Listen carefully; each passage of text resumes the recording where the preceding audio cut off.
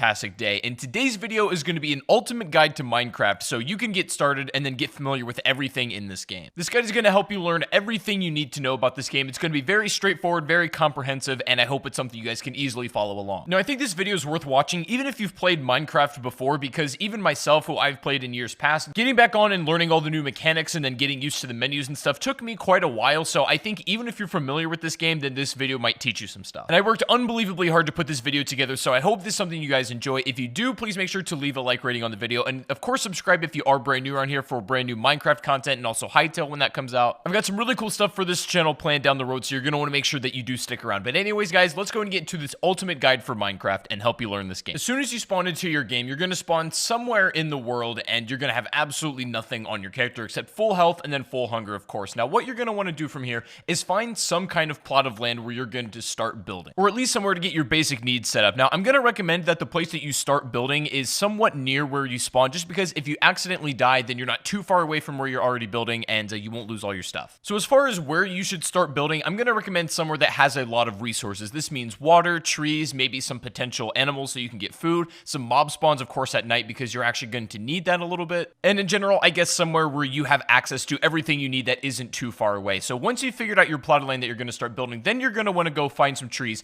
and get wood. Now, you're definitely going to want a little bit of wood, especially when you're starting out, because you're going to need to build a crafting table first of all, and then you're also going to probably want enough to make some sort of little structure, at least for the first night, as you're not going to have a whole lot on your hands because you only have a very limited time to start building this stuff. But once you have some wood, then you can start building your crafting table. Now, this is the most fundamental item you need to build everything else in the game. So you're going to take your wood that you got from the trees, and then you're going to go ahead and build some planks. And you can do this by putting it inside the 4-square grid that's right by your character. And once you have all of your planks built, then you can go ahead and then put them back in that 4-square into a pattern that looks like this, and it should build your crafting table. Pretty straightforward, pretty easy. Now, from here on out, as soon as you place your crafting table down on the ground somewhere, you now have access to all of the craftable items in the game, and the recipes for all these items can be found in this green book, or if you know them by heart, then you won't need the book. Now, as soon as you got this crafting table built, the first item that you're going to want to build yourself, the very first thing you want to go for is a wooden pickaxe. And this is pretty simple to build. You're going to want to make sticks, which is very simple, from your planks,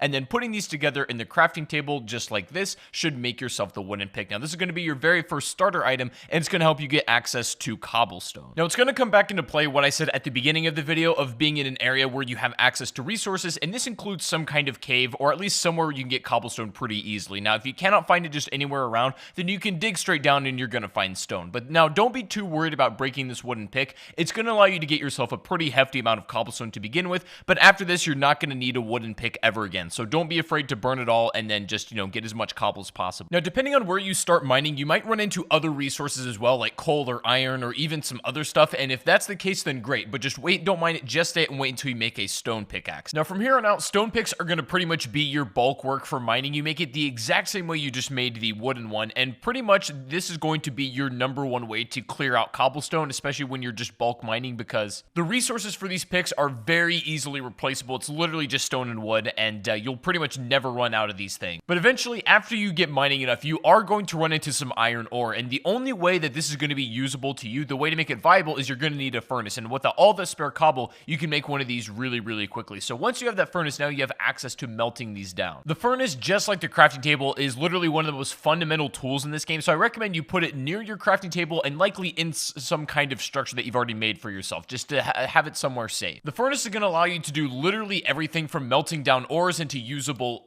items, and then also cooking food, which is going to give you much more energy than if you were to eat it raw. Sometimes when you're at this point in the game, that's the only thing you have available, and you got to do what you got to do. So it's not like there's never going to be a situation where you have to eat raw meat or you have to eat the rotten flesh in Minecraft, but ideally you want to have it cooked because it's just going to net you a lot more energy and health. So at this point in the game, it's important to protect the resources that you have and then really start to build up where you're going to be staying. Now, what I recommend you do is stock up on a lot of food and then also make a ton of resources in order to build some kind of house. Like normally I just build it out of wood. It's very mobile and you can use this for a lot of things. For example, if you have an excess amount of wood and you're using your furnace and you just don't have enough coal in hand, you can actually burn wood. It doesn't burn nearly as well as the coal does and not for as long at all, but it's still an option if you don't have any at hand. And while you're doing this, it's worth melting down all the iron ore that you have in order to get the ingots because you're going to use these a little bit later on. And for your makeshift safe house, you're just going to want to have something that's tall enough that mobs aren't going to jump in while you're doing this kind of stuff, so maybe 3 or 4 blocks high will be just fine. And of course, another important thing is you should definitely think about making a stone hoe in order to make an infinite source of food, essentially. Now, I wouldn't waste iron on doing this because, again, these are easily replaceable. You can use wood if you really want to as well. But having a stone hoe and starting out with some wheat seeds that you can get from breaking grass is going to be really beneficial. And also something I strongly recommend is you make a bed at this point, especially if this is where you want to make your spawn point be, because every time you die, instead of spawning where you were at the beginning of the game,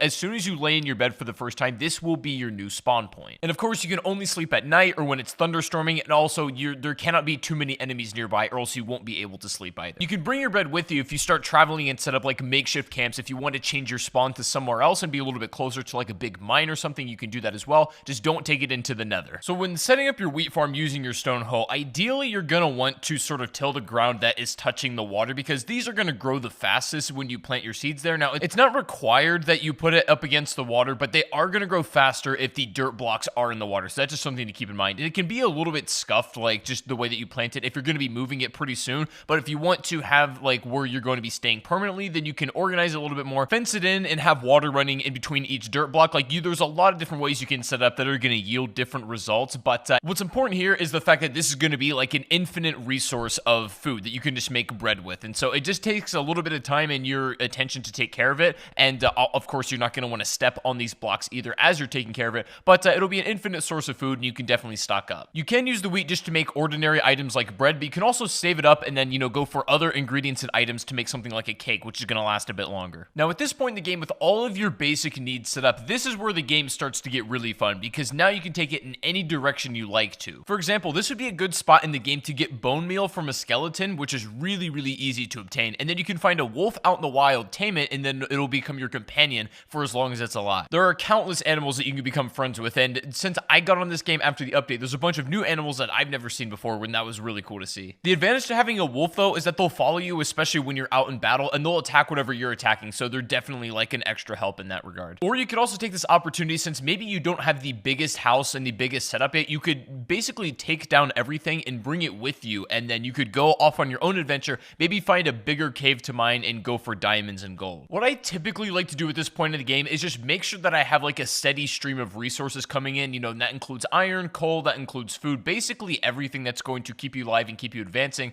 and then also start making moves towards getting some of the rare items in the game, like getting diamonds, and then of course obtaining obsidian. Now, after getting the obsidian material, this is where the game starts to get a little bit more advanced, and at this point in the game, if you've made it this far, then you're probably already familiar with most of the mechanics, and you can pretty much run with it for yourself. And to obtain obsidian, you're going to have to do some pretty extensive mining, so you're going to want to make sure you're well prepared for this. This includes having a ton of torches, a bunch of stone and iron pickaxes, and definitely some swords and armor, which is definitely recommended. When you're trying to mine obsidian, what you're going to notice is when you first come across it, unfortunately, you are not actually able to mine this with your iron pick. You're going to require a diamond pick, and that's going to at least require you to dig far enough down where you're at diamond level, and of course, obtain enough to where you can actually build a pick itself. And so you can also make obsidian if you get a lava bucket, and then you can do it your own with water, but I find it easier just to kind of dig down for it because it's not that hard to come across. And if you run into the situation where you haven't found diamonds by the time you come across obsidian, what I normally do is cut around where I found the obsidian, and eventually you're probably going to run into diamonds, so I wouldn't worry too much there. And of course, since diamonds are especially rare, if you do find it, you're going to want to make sure you take care of it. What's nice about this game, though, is that once you've kind of dug out far enough where you found diamonds already, it's not too hard to keep finding more. So once you initially find your first ones and you can kind of chain off of that, then you should be in good shape just to get more as well. Now, for whatever reason you are struggling to come across diamonds, no matter how much you're mining, I made a video of the top 5 best ways and easiest ways to find diamonds in Minecraft, so you can go check out that video if you're having problems. But if you're there long enough and you're doing everything right, then you shouldn't have any problems whatsoever. And also, you're going to run into a lot of redstone, and you can get really, really creative with this item if you so wish to. But just as a beginner and as a starter point, it's really nice to make something like a clock and also a compass for Minecraft. The compass is going to allow you to travel much further distances without getting lost, and you can safely do it basically by following wherever your house would be, and you can go off and venture wherever you want in this entire world